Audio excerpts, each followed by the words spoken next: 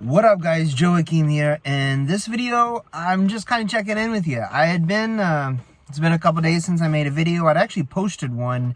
I started to record the Psalter, and the one that I had done a review on in my last video by Donald Sheehan, and is a Psalter, I think it's called the Psalms of the 70, and it's based off the Septuagint. I did a review in it. One thing I mentioned that I didn't mention though in that video was that he used the Septuagint, of course, to translate it, but it was interesting in the introduction, he talked about how he had actually used the Hebrew text as well, not for the translation, but he wanted to keep the poetic nature of the original writings.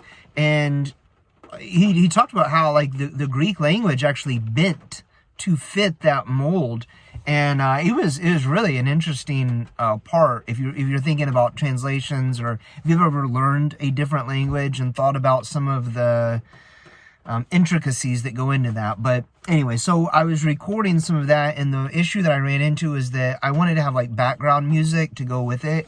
And I chose Byzantine style chant music to go in there, or not even just chant, just Byzantine music in general. Since it was based off the Byzantine text, it is using kathisma and that kind of thing. I wanted all that to be integrated into the recording, and it just didn't turn out the way that I wanted it to. So I'll end up redoing it eventually and get to posting that as well. I need to better my recording options and what I have for that. But yeah, so this video though is going to talk about Western Rite Orthodoxy. I just listened to today a video from Orthodox First with Luke Kendrant. I think I might have messed up his name.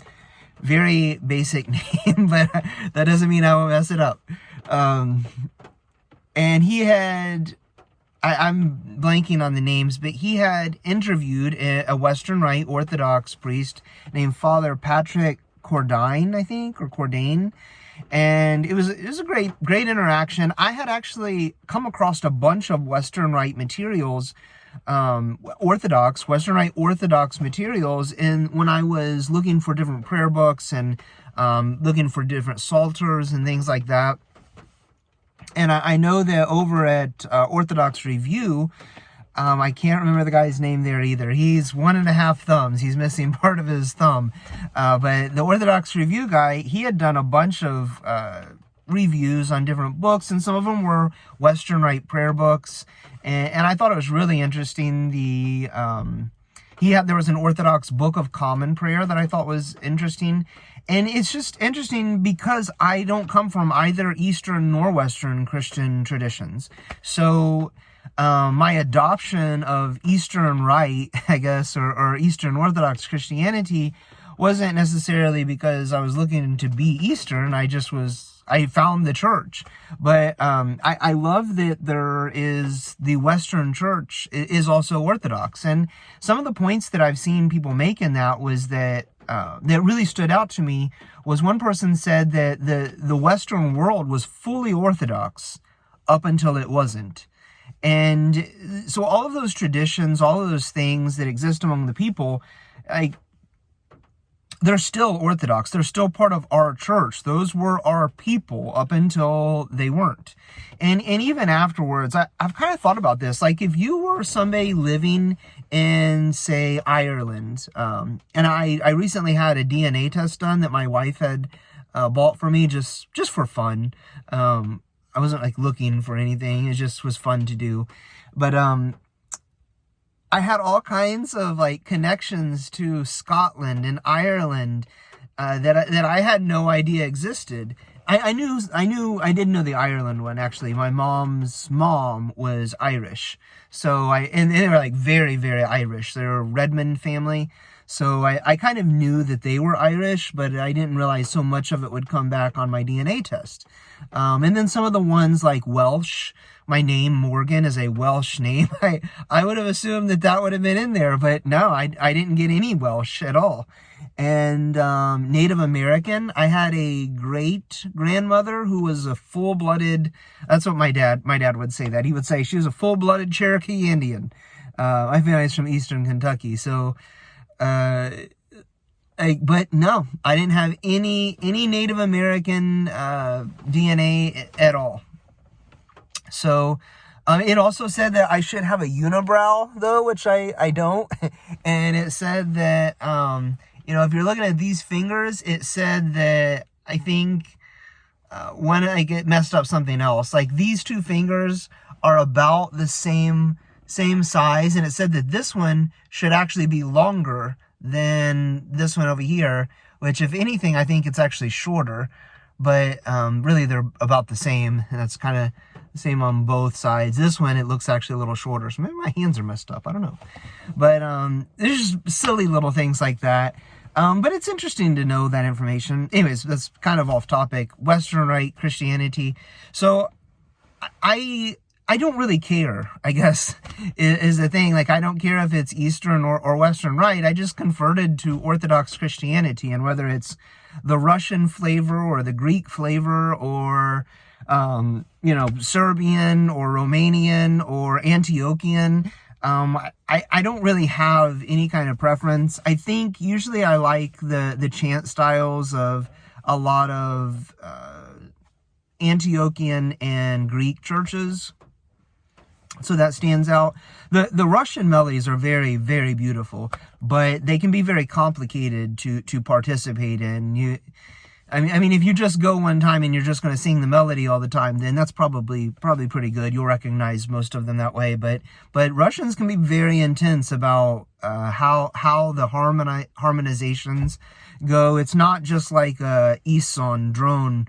With one underlying thing with another group singing the melody. It's like, multiple parts, and my church is very Russian in that way, and they follow a lot of Russian traditions, a lot of Russian concepts. So, not that I dislike it. I love where I go to church, but when I'm at the Greek church, I actually prefer that, it's simplified in some of those ways, and I like that. But, I guess I'm a little bit, I don't know, jealous isn't the right word, but when I go through, see the prayer books of the Western Christians, it's very, like, they're really good. They're more dedicated to lay people, I think. So, like, if you get a prayer book, a lot of Eastern Rite prayer books have been modified to be for lay people. Like the Little Red prayer book that a lot of people get has some confessional prayers. It has morning, evening prayers. It has the liturgy of St. John Chrysostom. And I think it might have some passages from Vespers. I'm not sure about that. It might not. But that's a really good one. But those prayers that are in there, they're based off longer sessions of prayer. They weren't written exactly for lay people. They were written to be like morning services as part of one of the hours that are done in the monasteries. And that's really where our evening and morning prayers come from. In morning prayer, it's like first hour, and then the evening prayers is small compline. So those are great. I mean, they fit well within that context. And if as a layperson, you have the choice. Like, it's about 3:00 right now, so I'm actually going to go do the prayers of the hours because I have the time today, and I just got home. So, those are kind of cool things to do, and I like doing it. But a lot of that has more to do, like, it's coming from monasteries, and it's lay people have integrated it into their daily lives, even though they're not monastics. They don't have 7 times in the day to do prayer. But the Western Rite prayer books, they've already taken this into consideration. And we have the Kathisma, and, I've shared, I love the Kathisma. I love the Psalter. And so what I have been doing is we do 5 Kathisma per week. And that's not how it's intended to be done, though. The 20 Kathisma are meant to be done usually 2 in the morning, 1 in the evening, and some days you don't do any in the evening. I think on Sunday night there's little different things here and there, but the way that it's intended to be done is that you do it every week. So it takes 1 week to go through the entire Psalter. That's the tradition that developed with the Kathisma from the monasteries. And that's not how lay people typically do it, but that's how it was made for. How they fit into the schedule. So the Book of Common Prayer, the Orthodox Book of Common Prayer, not the Anglican, Book of Common Prayer, but the one that's written for Orthodox communities, based off, I think, the Book of Common Prayer from pre-schismatic Catholics. It is intended to be gone through in a month. Like, it follows that kind of pattern already. It's written to be for Western Rite Orthodox Christians.